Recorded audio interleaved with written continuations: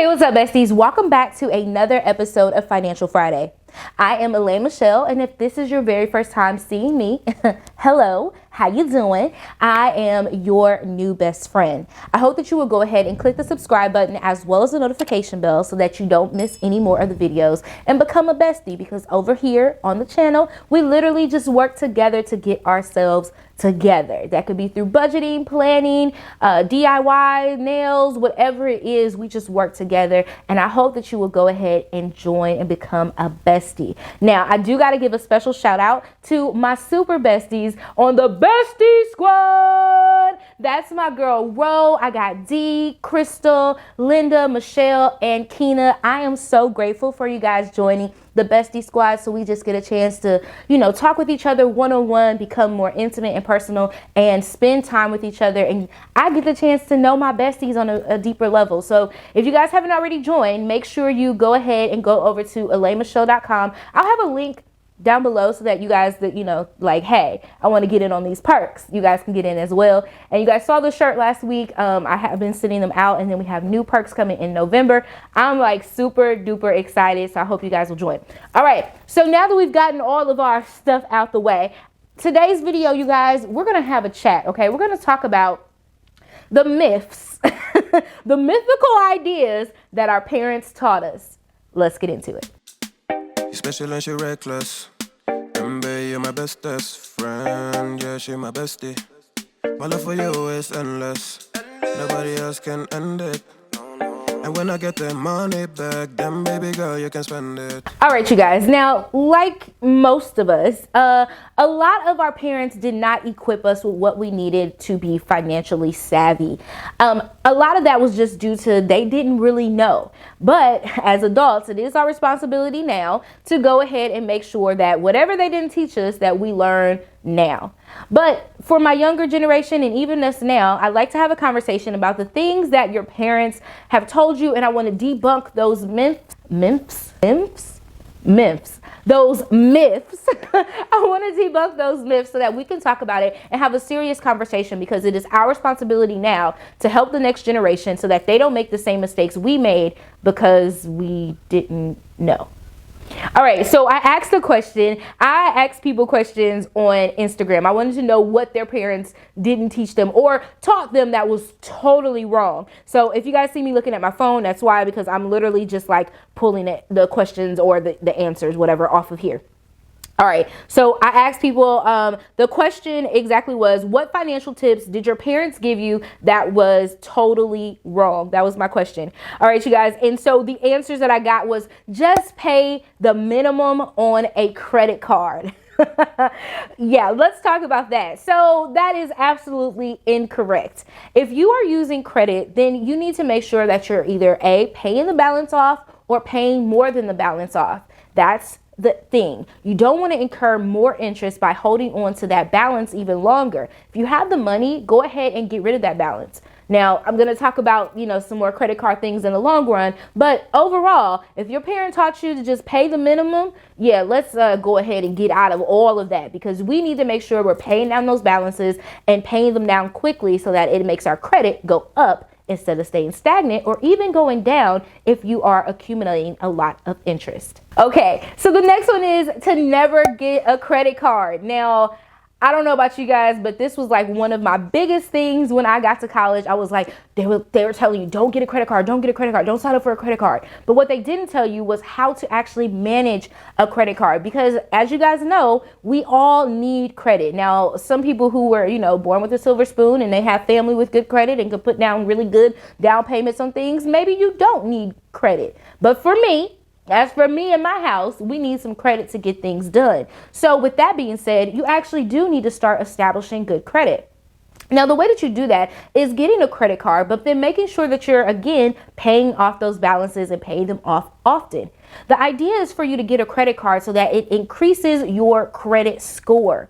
But if you are using it and you're abusing it, then that is why people have learned to say, don't get a credit card because they haven't learned how to actually manage credit and use credit to their advantage instead of to their disadvantage. Not knowing how to manage credit is like one of the most detrimental things to our society to this day for me, because people get in credit card debt like all the time. Literally, they'll see something, they're like, oh, I have this on a credit card, I can just go spend this, and then they're literally still paying for that. Let's see, what's a good idea? They're still paying for that chicken sandwich that they bought 2 years ago on a credit card. Like, it was $6, but I'm gonna put it on my credit card, and then you're just letting it accrue interest. See what I'm saying? It doesn't make sense. But if you learn how to spend credit wisely, it will definitely help you with your credit journey so that you can establish credit and people will want to lend to you. You need credit in order to get a car, unless you can, again, buy it outright. You need credit in order for you to get a house. A lot of things require you to have a little bit of credit. You need some credit history. They need to know that you can pay your bills. How else will they know if you don't have any credit? So that's a myth we're debunking. Like, getting credit cards is not bad. It's how you manage them. All right. So another myth that we were told was to stay away from stocks and investing. Now, this is one of the ones that you kind of have to be like, is it a myth?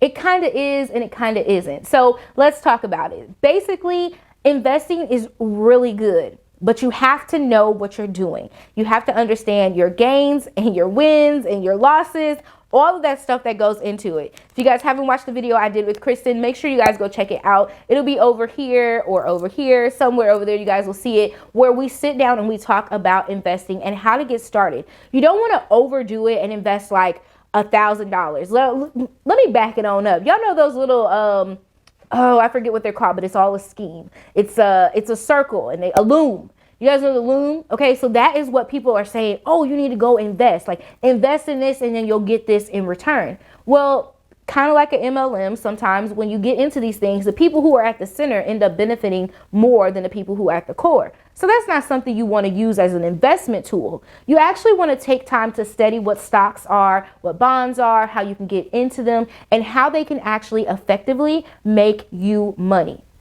That's the goal, is to make sure you're making money. Now, there will be some losses. There will be some times when you break even. It's not always a big win for everyone. But if you're being smart with it, then you're not putting all of your eggs into one basket. So if that stock crashes, then you're completely out. It's a matter of managing what you have. A lot of the things that we were taught that were completely wrong was because they didn't know how to manage it. They didn't have the education surrounding the things, and all they saw was the bad outcome that came from it. So maybe they saw someone invest in a stock and then the stock market crashed, and then boom, they had nothing left to show for it. They were done. It was over. But if you learn how to really truly invest, then even if an investment goes bad, you kind of look at it like, ooh, I lost, but I still got some money over here. You don't put all your eggs in one basket. So debunking that myth, yes, it is a good thing to invest. It's not always for everyone as far as like how to do it, but I think everyone should learn how to do it at some point in time. But if you know you don't have the wherewithal, you don't have the time to sit down and study and do it, get somebody else to do it, or just don't go in wildly or blindly trying to do your stocks and invest in it's just not for you. Okay, just don't do it. So that's a piece of it. We're debunking that myth. You should be investing if you know that you have the wherewithal to do so. Okay, so one of the other myths that I know I personally heard, and this came from my uncle, but we were taught, you're young, spend it now, you can save later. That's a whole myth. Okay, that's a whole lie. Okay, yes, we are young. Okay, but just because you're young doesn't mean you shouldn't already be saving. A lot of us didn't have like a Gerber fund where we could just pull out of and have money to go to college and do all that stuff. So when we got out of college, we had student loans, we had stuff to pay. There was a whole new wake up call for us. We got these jobs and they were paying us more than $10 an hour, and we was excited. And then we started spending, and then we spent a little more. And before we know it, we didn't have anything to show for it but some nice clothes in our closet, maybe a trip or two if you were wise enough to go on a trip or two. It's not the right thing to do. Make sure you are saving. Make sure you are putting something. Let me just say this. Make sure you're paying yourself first. A vacation is nice, but it's not paying yourself first. You need to pay yourself and start building up your savings account. It does matter. No matter how young, how old you are, you should have something in your savings. The last thing you want to happen is that you lose your job and then you have nothing in your savings account because you've already spent it. You want to be ready for those situations that may occur.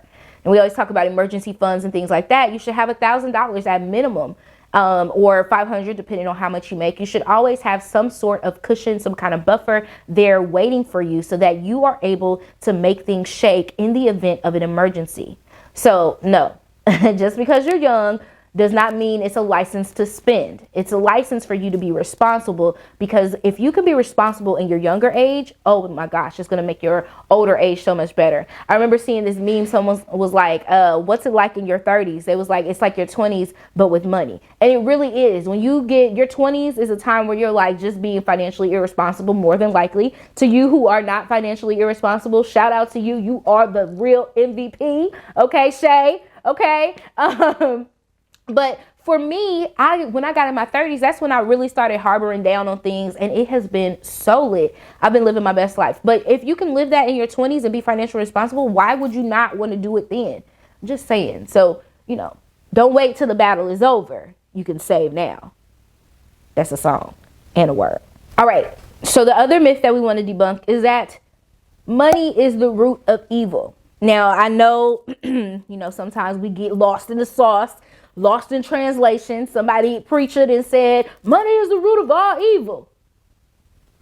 It's really not. We're going to take it back. You're going to make sure you read your verses, okay? Make sure you go back and study and learn for yourself. Now, I'm going to tell y'all what it says. It actually says, for the love of money is the root of evil. Now, that's the difference. We need money in order to do whatever it is that we do. It's when we are so engrossed and engulfed in money that we let it overcome us, that we let it become a god in our life versus letting it be something to help us run our lives successfully. We actually put it over how we do. So if you're not paying your tithes, but you're keeping your money so you can go to the club, stuff like that, that's none of my business. But what I'm saying is, it's not the root of evil. The love of money is. So you can make sure you're chasing the bag, but you also got to make sure you take care of your responsibilities, whatever that may be. I don't know, who you follow or whatever that is. But for me, it's making sure I pay my tithes. So while I'm chasing the bag, I got to pay my tithes. Got to make sure I take care of my responsibilities here at the house. And I'm not always so caught up in the love for money. I like money. I like coins. Okay. I like the clink, clink, clink. But at the end of the day, I still know that cannot be my God. Okay, so did I debunk it for y'all? Did I bring it back? That verse was, let me see, 1 Timothy 6:10. Okay, just in case somebody wants to go and try to, look that up and research. So it ain't the root of all evil. It's the problem with the love of the money. Get that out of here. And then here is one of my favorite ones, okay, that everybody has a little debt. Okay, everybody got a little debt. It's a little debt over here. Sally got debt over here. Tamika got debt over here. Shayna got debt over here. Everybody got debt. So basically, if everybody got debt, you all right. You in the same boat. We all in the same boat. We all in the same position. Now, while this may be true that everyone has debt, this is not the way to live your life. You should not be living your life under the guise that everybody else got debt, so I'm okay.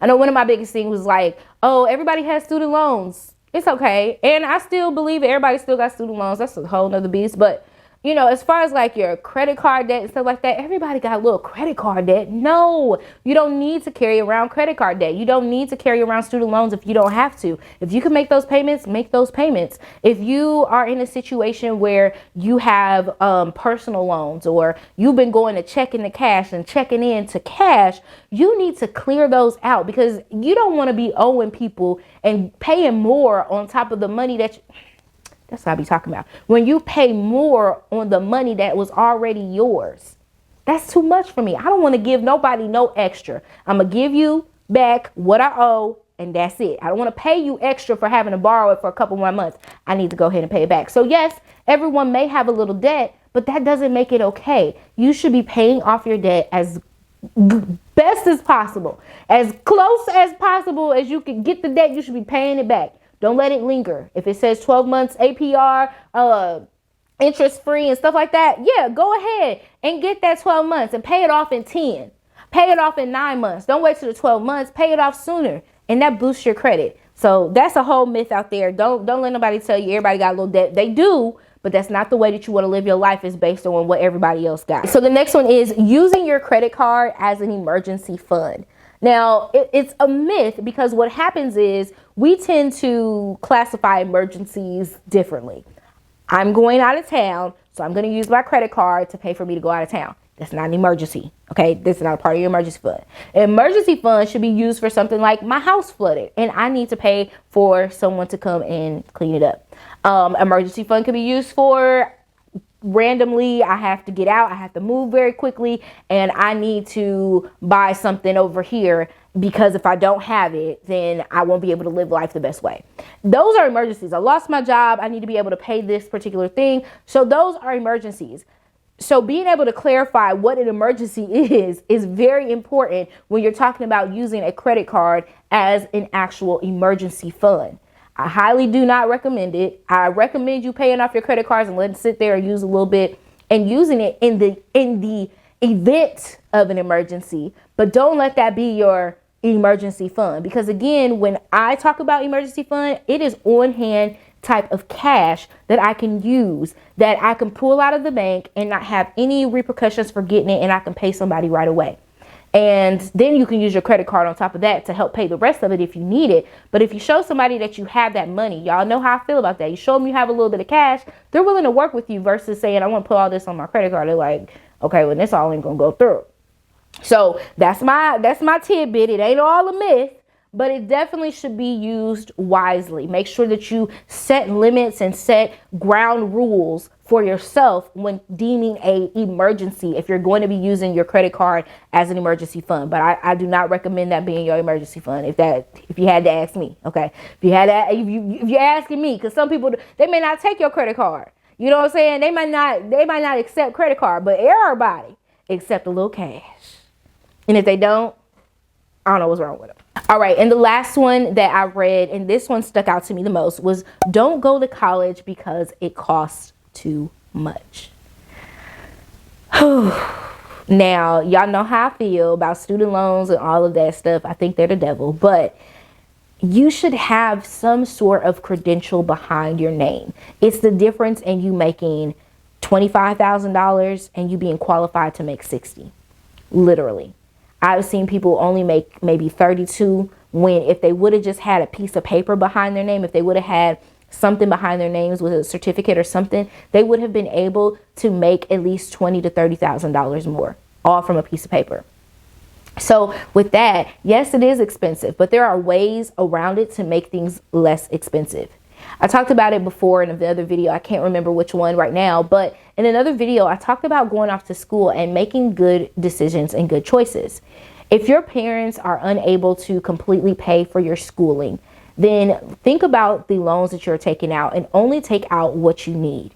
If you can avoid taking out student loans, do it. If that means you only need to go to, 2 classes a semester and then go all year round, to make it, do what you have to do so that you can have the least amount of debt when you come out of school. The other option is to go to your community college for the first 2 years. Get all of those core classes, those gen ed classes that you have to have anyways. Get all of those out the way at the community college, which is going to cost you significantly less than what your big university will cost you. You'll end up spending maybe $2,000 or $3,000, especially if you can qualify for some sort of financial aid. You're filing by yourself. Think about doing something a little bit more creative. So you go to your community college for 2 years, get those gen ed classes out the way, and then you go your junior year and you're focused in on your major, because that's literally how it happens in most colleges and universities. That's when you start to get into the core of your degree requirements. Is you're working little classes here and there, but if you can get those gen eds out the way, those basic math, English, some of the language requirements, there's a lot of things that the community colleges have to offer you. So there's workarounds if you are in a situation where your parents are telling you that it's too expensive, or you have a child and you're like, okay, this is really expensive, I haven't really saved for this, what are some things that I can do? You can definitely pay on their tuition, like make payments to it. Don't take out a loan, or even if you do, try doing this. Take out a personal loan versus a student loan, because sometimes those personal loans from like your credit union can be a lot cheaper in interest. and it's going to be exactly what you need for the time being. You could pay it off and then go on about your business. So just try to get creative with what it is that you need if you are in a position where school is expensive, because yes, it is expensive, but that doesn't mean you don't need to go to college or go and get some sort of education. Think about hairstylists. They have to go to hair school. Plumbers, they have to go to school for plumbing. I don't know what that's called, but most people, if you are starting your business and you're doing something, they want to see that you have some sort of credentials behind your name. They want to know that you've studied. They want to know that you've shown yourself approved to something. And that's how people start believing in you. I'm not saying that you can't do it without a degree. I'm definitely not saying that. But don't use that as an excuse of why you didn't go to college, because there's so many ways for you to get creative and figure out how you can get what you need for what you have. Okay, tons of ways. All right, you guys, thank you so much for joining me today for today's video. Make sure you leave comments down below and let me know what are some things that your parents taught you that you want to debunk, okay? Because I know if you're like me, we were just taught some things or not taught anything at all, which is just as bad. So I want to know down below so we can all work together to debunk some of these myths and rules and all these things that we were taught. Just remember that as you are learning things, to pass it on to somebody else. We have a responsibility amongst ourselves to help our community. So if you pass it on to just one person, that person passes it on to 2 people. That person passes it on to 3 people. Look at all these people that you have started teaching how to become financially stable, how to build financial wealth, how to become the person that they want to be. All of this stuff is in relation to working towards your purpose. And you can help somebody else just that quickly by telling them, hey, don't go spend all your money. You just got a new job. Don't spend all that money. You can help them succeed and become better. And in turn, it makes you better. So make sure you share a tip or something with someone that you learned today. Make sure you share this video, hit the like button, subscribe, and as always, hit the notification bell so that you don't miss any more of my videos. And make sure you guys stay tuned for the next Financial Friday, because I will see you. I think I'll see you next Friday. I'm going to try to see you next Friday. I hope I'll see you next Friday. If I don't, it's because I have a secret that I'm going to share with you guys a little later. But you'll find out. You'll see all the details. So if you don't see me, that's why. All right, you guys. I will catch you in the next one. Mwah. KK, bye. You're special and she reckless. Baby, you're my bestest friend. Yeah, she my bestie. My love for you is endless. Nobody else can end it. And when I get the money back, then baby girl, you can spend it. And everything is alright. I like how you doing it.